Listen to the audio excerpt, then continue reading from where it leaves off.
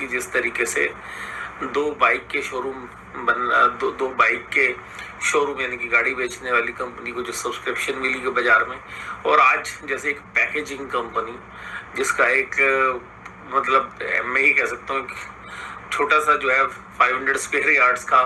जो है एक पुराना सा स्ट्रक्चर था, उसको जो आईपीओ में सब्सक्रिप्शन मिली है, और वो सब्सक्रिप्शन ऐसी थी जो उनकी वैल्यू से तकरीबन 100-150 गुना थी। तो ये बता रहा है कि भाई पैसा जो है बेखौफ होके इक्विटी मार्केट में आ रहा है। ऐसा नहीं होता कि बाजार में पैसा होता नहीं है, लेकिन इक्विटी की को जो चेज कर रहा है वो बेखौफ होके कर रहा है, और जब ऐसा बेखौफ होके पैसा इक्विटी मार्केट में आता है तो उसका जो अंत है वो काफ़ी ख़राब होता है। यानी कि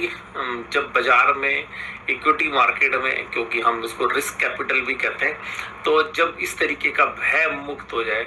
और डेट से भी कम रिस्क जो है इक्विटी को लगने लग जाए, यानी कि आज की डेट में कोई एफडी कराता तो उसको ज़्यादा रिस्क लग रहा है, लेकिन उसको रिस्क जो है इक्विटी में कम लग रहा है। तो जब ऐसा मार्केट का शिफ्ट होता है तो वो शिफ्ट जो है बाजार की जो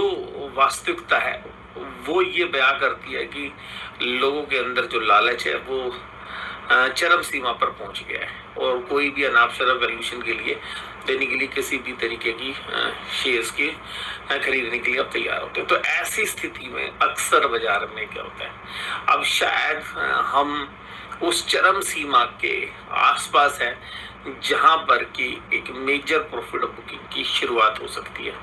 और ध्यान रखिएगा, यहाँ पर पैसा बेइंतहा इक्विटी में आया है, तो हो सकता है कि बाजार रिस्क कर जो है इक्विटी इन्वेस्टर्स को परेशान करे, यानी कि ऊपरी लेवल पर एक डेंट पड़े और उसके बाद बाजार कोई मेजर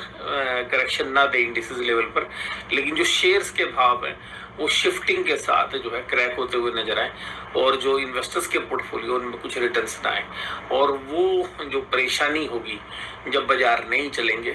तो जो है क्योंकि ये जो कैपिटल है आज की डेट में, मैं इसको रिस्क कैपिटल नहीं बल्कि लालची कैपिटल बोलूँगा,